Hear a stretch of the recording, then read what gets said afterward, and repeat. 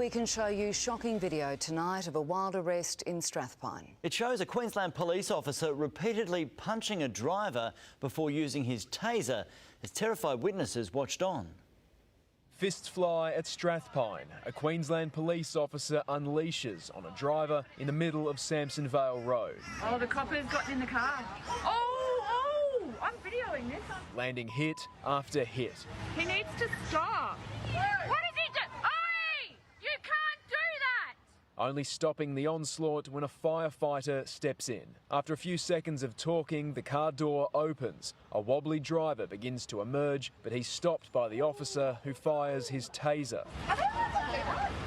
That is wrong. Yeah, that is really bad.